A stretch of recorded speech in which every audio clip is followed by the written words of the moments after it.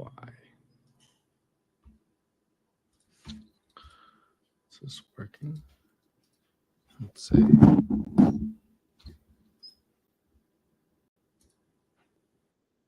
Work on YouTube. Let's see.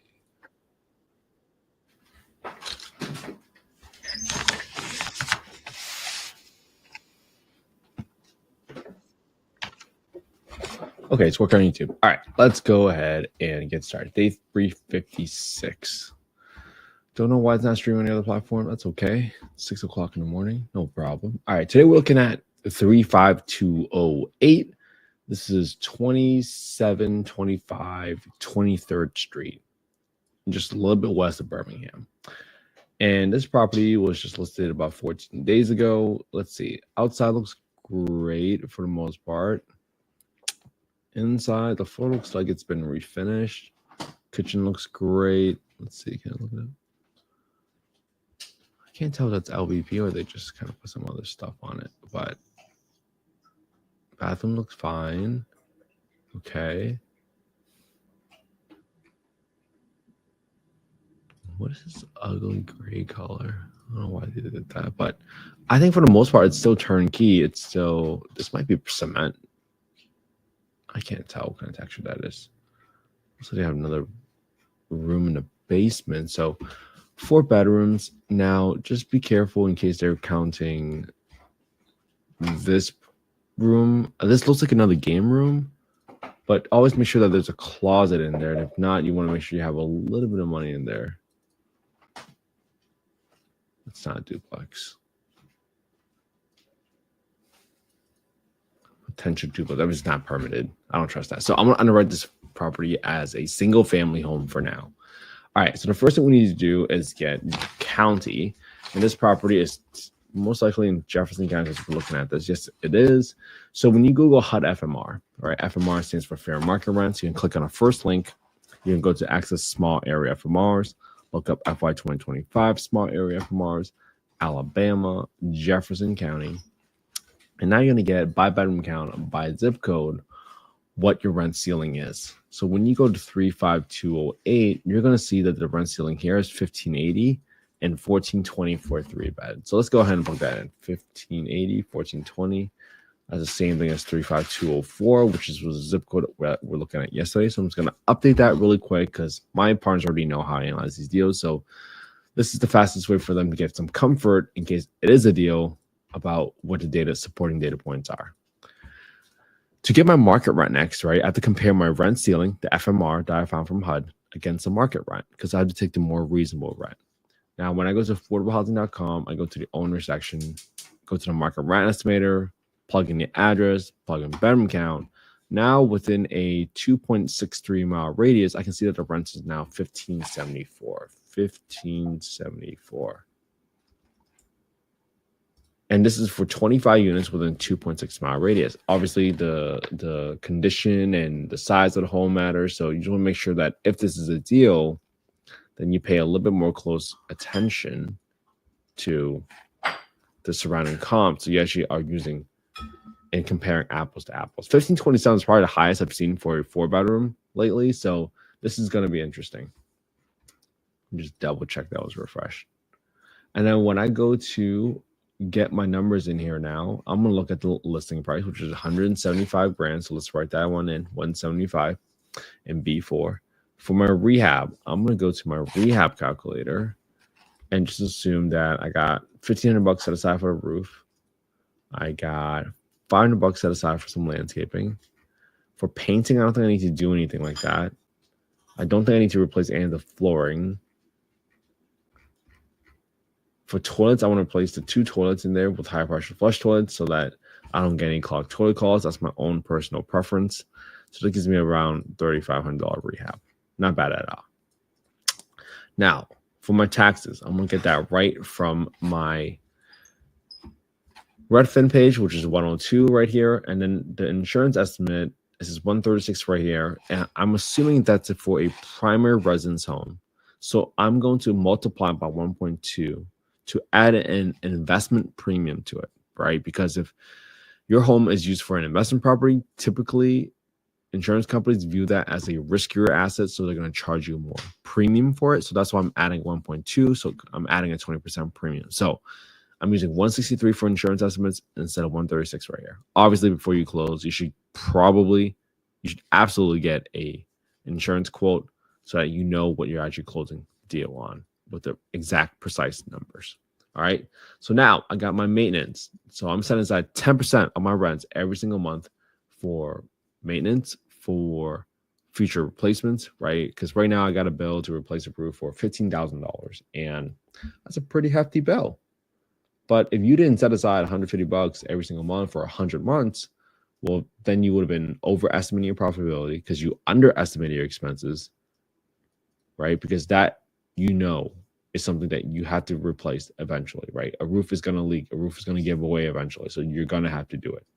All right. Then I got 10% for my property management, and I got 5% for my vacancy. And just to kind of clarify, right, 1574 against 1580. Now, you're probably assuming that this is going to be a market rent instead of Section 8, because in Section 8, if you take the rent ceiling of 1580, well, guess what? This 1580 should include utilities. So if you don't provide utilities, you got to back it all the way out. So as a Section 8, you probably won't get 1580.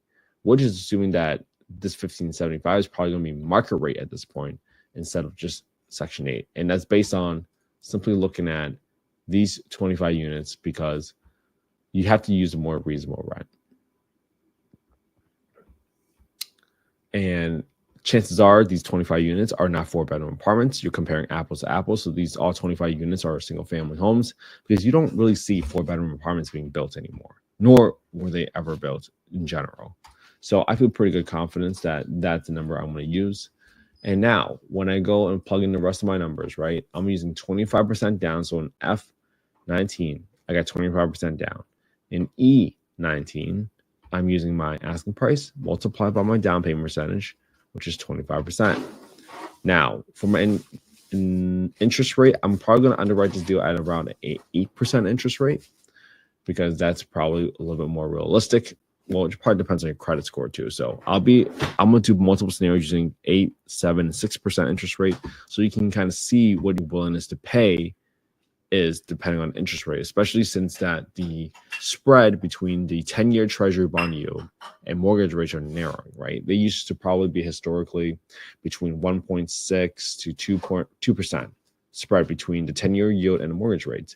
Nowadays, when it peaked, it was about 3%. But now that spread is getting more narrow, the treasury bond market is getting ahead of the Federal Reserve. So you don't see some of your biggest moves in interest rate has already happened, right? Because bond market got ahead of the Federal Reserve. Like they knew the Federal Reserve was going to lower interest rates. It just depends on how aggressive it was, but especially when they were looking at the labor market. So just pay very close attention to what's going on.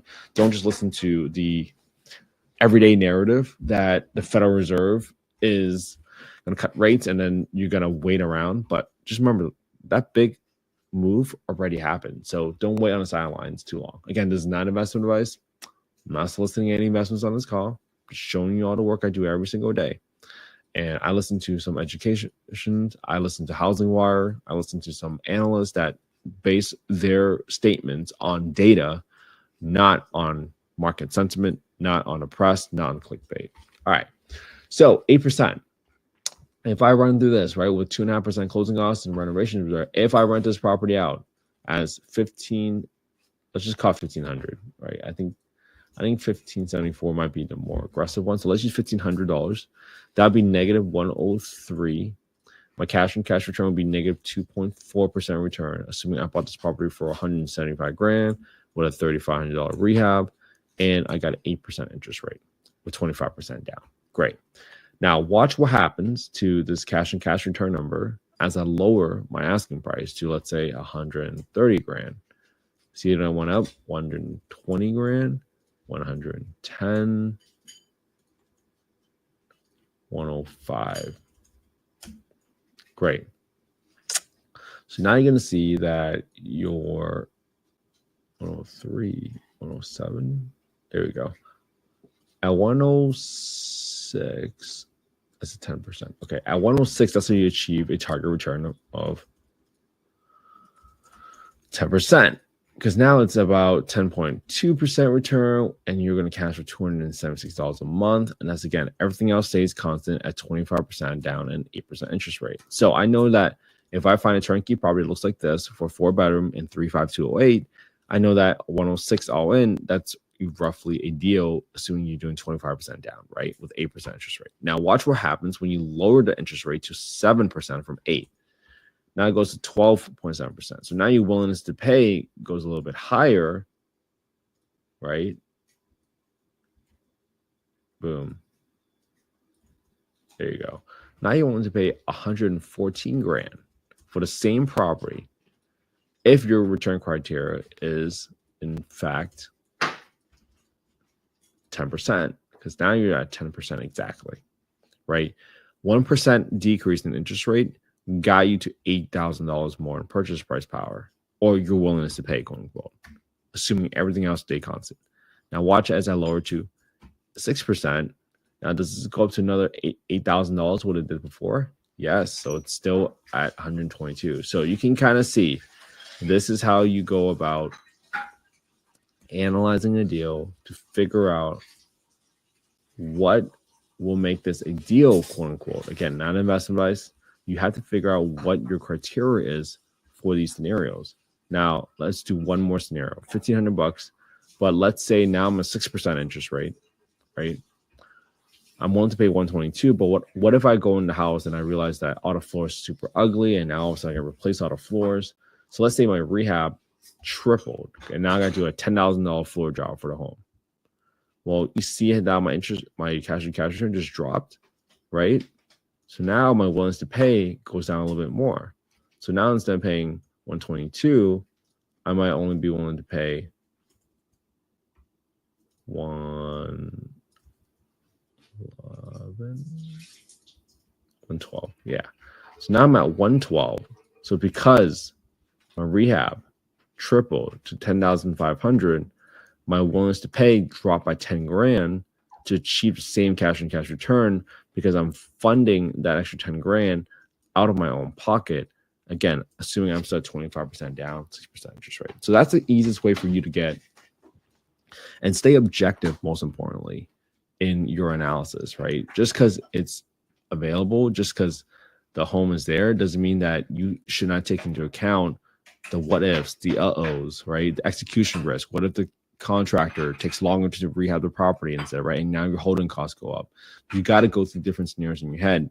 We went through some very basic scenarios today because of that fact, right? We kept adjusting all these different levers and saw the effect on the cash and cash return, right? Obviously, some people have different strategies. They might try to buy $1 million homes if they think that it's going to go up by 5% every single year, even though they might cash flow break even. Well, because if you appreciate 5% on $1 million every single year, I mean, that's 50 grand. That's way better than trying to get $300 cash flow a month, right? So that's why it's very specific to your own situation. That's why it's very specific to your own strategic goals for your portfolio. And that's why you got to talk to your own investment professionals, because you understand your risk tolerance the best. It's not an investment advice. So I'm still showing you all the work that I do every single day. If you guys want a copy of the spreadsheet, just go to affordablehousing.io. Go to the Get Deal Analysis tool, plug in your name, email, your phone number. That's the fastest way to get free a copy of the spreadsheet. And this spreadsheet, I didn't make it from scratch. I got it from a few other folks. I combined it. I tweaked it. It's probably outdated, some of these numbers for some of the permits, and different for every single city. But you're going to figure out. You have to figure out what is the right way to go about it. All right. I hope you all have an amazing day. I hope you all have an amazing Friday. I'll see you all tomorrow for day 357. All right. Have an amazing day, everybody. I'll see you all tomorrow.